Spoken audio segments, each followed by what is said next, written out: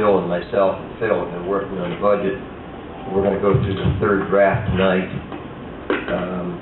You'll see that we're no different than anybody else. We've got a real dilemma, which is reduced revenues and abnormal costs. Most of them are associated with the state of New York.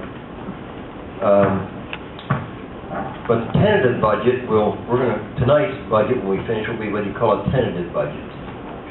And it's just a wild shot at it, and it's almost a starting point. The preliminary budget and public hearing will be on November 12th. And we can either accept the budget that night, or we can come in a week or so later and accept it. But it'll be a preliminary budget that we'll have for public hearing. And so that preliminary budget will be in the clerk's office on the 30th of October for people to look at. So then when we have the public hearing, they can see what it is we'll be talking about. So that's how that works. The review of the third draft of the proposed 2010 Town of Goshen budget. And Bill, could you talk us through this as our budget officer? Okay, this layout is basically exactly what we went over, I think it was 2 weeks ago as far as format.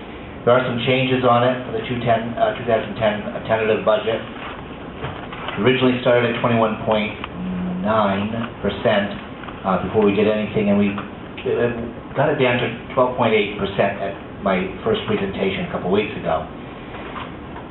We had a determination that we needed further cuts, mostly in the B fund, which was the very, very high fund. It was at 71% at that point. We wanted to try to bring it down closer to around the 50% mark. We thought that's where we do our best work in cutting away. What we've done is we went back to the police department and asked them for a significant amount of cuts up to around the $150,000 line. Chief Marsh and staff worked on that. There was a sheet attached showing the revenues that they knew they could gather in that would help out on the budget, and then line item budget cuts. You'll notice in the expense line, it's a net increase of expense though, because they are putting in what they hope for a car lease, and that's also based on possible grants or lack of grants. So we have to put it on the line. If we don't get them, then it's a board decision. We may not get the car, or whatever. So it does show up on the expense line. It does muddy that number. But their net change or decrease to the police budget at this point is $35,000 and change at this go-around. So that's the change there. And that brings the B fund percentage increase for 2010 from 71% down to 63.16% at this time. The other cuts that were made in the A fund, town hall stuff, or items that impact the A fund are listed on the third sheet, and there were 4 items. The assistant assessor that was budgeted to bring in 2010, at this point has been removed. The full-time accounts payable, right now we have a part-timer who is doing 2 part-time jobs inside part-time schedule. We're having to revive her every 15 minutes. She's doing an excellent job. She's phenomenally intelligent, phenomenally great on the keyboard, but it's very hard to do an accounts payable job and a payroll and part of a human resources in part-time. It's just almost impossible. This is the closest person we're ever going to get to be able to do it. And we wanted to bring her full-time and let her be able to add on a couple of other HR items that really are not being as well attended to as we like to have them be. But this time we think that maybe a little too soon to do that based on the money. We're removing that full-time out and putting it back to part-time. The third line you'll see benefits such as FICA, retirement, and health are relative to those 2 positions. Obviously when we remove budgeted wages from the lines, we're going to remove the benefits allocated to them as well. And that equates to about $18,000, $19,000. Fourth item is go back. They've been at $30,000 each year that we've budgeted, and we decided to try to bring that down a little bit this year also, and that shows that the A fund will take a decrease in their budget at $85,700. If we follow that back to the top sheet again, you'll see the A fund was at 18% 2 weeks ago. It is now down to 9.45, almost half what it was.